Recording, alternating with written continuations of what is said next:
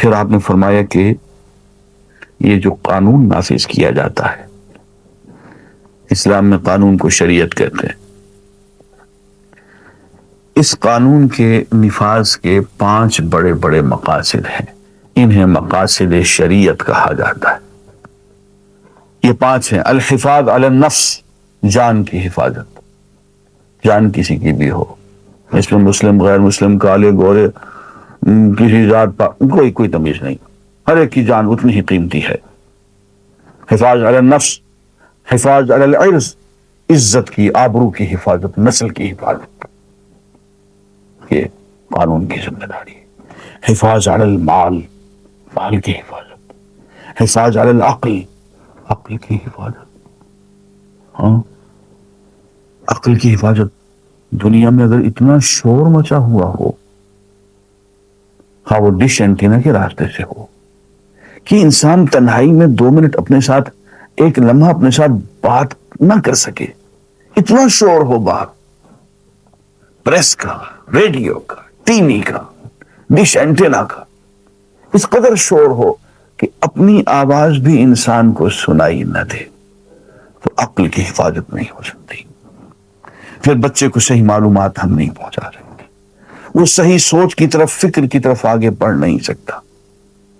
اس لیے ایسے حالات پیدا کرنا جس میں کہ ایک شخص، ایک طالب علم آبجیکٹیولی، ایمانداری کے ساتھ، موضوعی طور پہ حالات کا صحیح مطالعہ کر سکے اور صحیح تجزیہ کر سکے، یہ قانون کی ذمہ داری ہے۔ اور اس کے تحت یہ بھی قانون کی ذمہ داری ہے کہ اس کو آزادی فکر، آزادی گفتار، آزادی تحریر و تقریر اس کو دی جائے۔ یہ قانون کی ذمہ داری ہے، یہ شریعت ہمیں بتاتی ہے۔ اور الحفاظ علی الدین، دین کی حفاظت کرنا، ہر شخص کو اپنے اپنے دین پہ چلنے کی پوری اجازت، اور اس میں مسلم غیر مسلم کا کوئی امتیاز نہیں، اور کسی کو جبرن کسی دوسرے دین کی طرف جبرن یا تما دے کے یا لالچ دے کے یا ضمیر فروش پہ مبتلا کر کے دین بدل دینے پہ مجبور کرنا، اس کو روک دینا، یہ شریعت کی، اسلامی قانون کی ذمہ داری ہے۔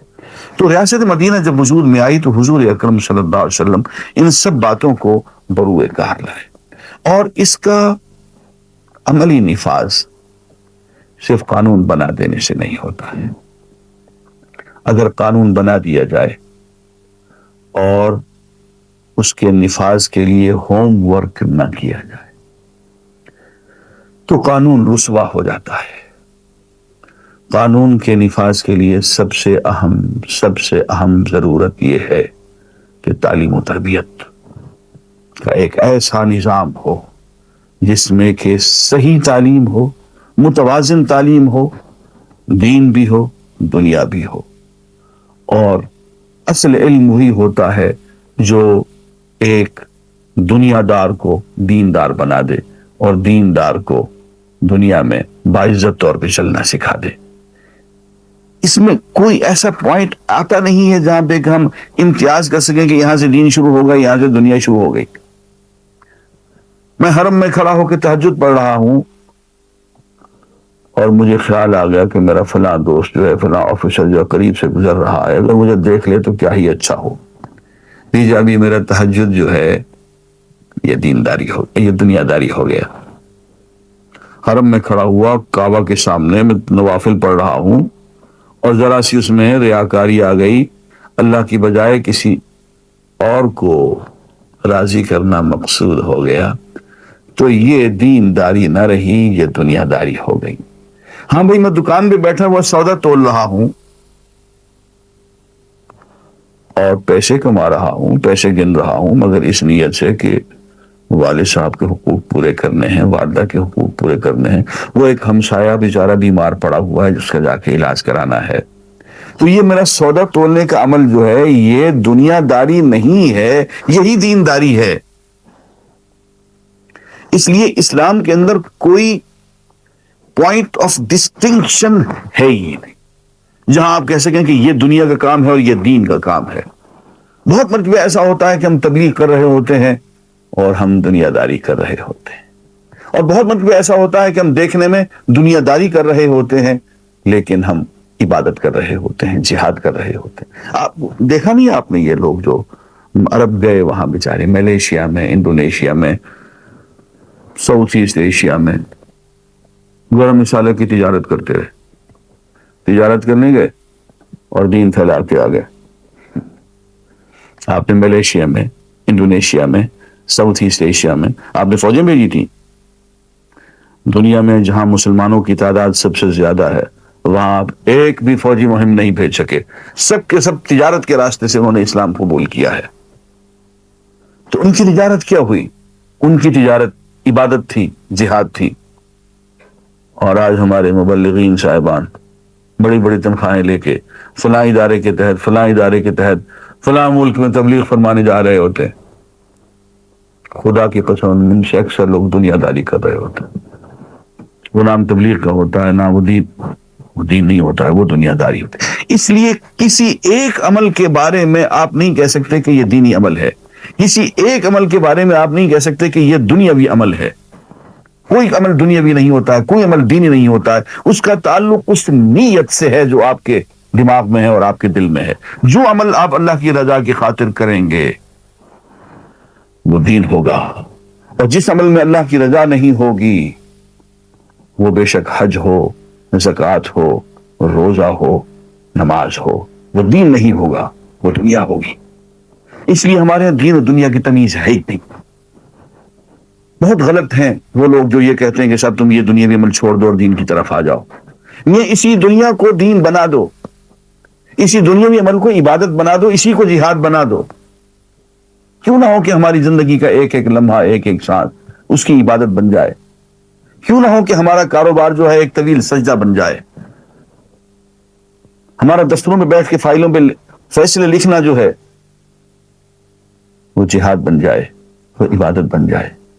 حضور اکرم صلی اللہ علیہ وسلم نے ہمیں یہ عطا فرما دیا کہ ہم اپنے گھر میں بیٹھ کے ہر عمل کو عبادت بنا سکتے ہیں۔ یہی بات اس آیت میں کہی گئی، قل ان صلاتی ونسکی ومحیای ومماتی للہ رب العالمین۔ اے نبی صلی اللہ علیہ وآلہ وسلم، آپ یوں کہیں کہ میری نماز، میری ساری عبادتیں، قربانیاں، اور میرا جینا، میری زندگی کا ایک ایک پل اور میرا مرنا سب اللہ رب العالمین کے لیے ہے، ولا شریک لہ۔ اور اس یکسوئی میں کسی اور کی ملاوٹ نہیں ہوگی، کوئی اس کا شریک نہیں ہوگا، سب اللہ کے لیے ہوگا۔ زندگی کا ایک ایک عمل، جینا بھی مرنا بھی سب اس کی خاطر ہوگا۔ عزیزان گرامی، اس کو اخلاص للہ کہتے ہیں، اور یہ حضور اکرم صلی اللہ علیہ وسلم کی تعلیم و تربیت تھی صحابہ کے لیے۔ یہاں سے کام کی ابتدا ہوئی۔ سب سے زیادہ آپ نے جس کام پہ محنت کی ہے وہ اساتذہ کی تربیت ہے۔ اے کاش ہمیں یہ بات سمجھ میں آ جائے۔ سب سے زیادہ کسی معاشرے میں جس کام پہ محنت کی جاتی ہے وہ اساتذہ ہوتے ہیں، وہ ٹیچنگ سٹاف ہوتا ہے۔ ان کو مسلسل تیار کرتے چلے جانا، موٹیویٹ کرتے چلے جانا، ان میں اخلاص کی کیفیت ابھارتے چلے جانا، ان کو جدید ترین علوم دیتے چلے جانا، ان کو وقت کے چیلنج کا مقابلہ کرنے کے قابل بناتے چلے جانا۔ میں آپ سے سچ کہتا ہوں، میں ایک بہت ادنا طالب علم ہوں، حضور اکرم صلی اللہ علیہ وسلم نے سب سے زیادہ کام، سب سے زیادہ محنت ہی کیا ہے، اور سب سے زیادہ غم آپ کو اس وقت ہوا ہے جبکہ آپ کی یہ پونجی برباد ہوئی ہے۔ آپ نے 10 مبلغین ایک جگہ بھیجے، ان کو قتل کر دیا گیا، 70 مبلغین نجد میں بھیجے، ان کو قتل کر دیا گیا۔ اتنا غم آپ کو کبھی بھی نہیں ہوا جتنا ان 70 مبلغین کے قتل ہو جانے پہ آپ کو ہوا۔ یہ لگا کہ آپ کی زندگی بھر کی پونجی جو آپ نے تیار کی تھی وہ برباد ہو۔ تو نظام تعلیم و تربیت، اللہ تعالیٰ آپ کو مدینہ منورہ میں لے جائے، وہاں ایک جگہ ہے اسے صفہ کہتے ہیں، چبوترا۔ اس چبوترے، یہ مسجد نبوی کے اندر ہے، اس میں لوگ کبھی 70-80 کبھی 100 کبھی 150 کی تعداد میں بیٹھے رہا کرتے تھے اور حضور اکرم صلی اللہ علیہ وسلم کے ارشادات، آپ کے اعمال دیکھتے رہتے تھے، سیکھتے رہتے تھے، اور پھر یہ سب کچھ حرز جان بنا کے وہ پھر آگے پھیلاتے رہتے تھے۔ یہ صفہ وہ ہماری پہلی درسگاہ ہے، ہماری پہلی یونیورسٹی ہے، جہاں سے کہ دین کی تعلیم و تربیت کا نظام آگے کو بڑھا۔ یہ گفتگو ہم انشاءاللہ آئندہ بھی جاری رکھیں گے۔ وآخر دعوانا الحمدللہ رب العالمین۔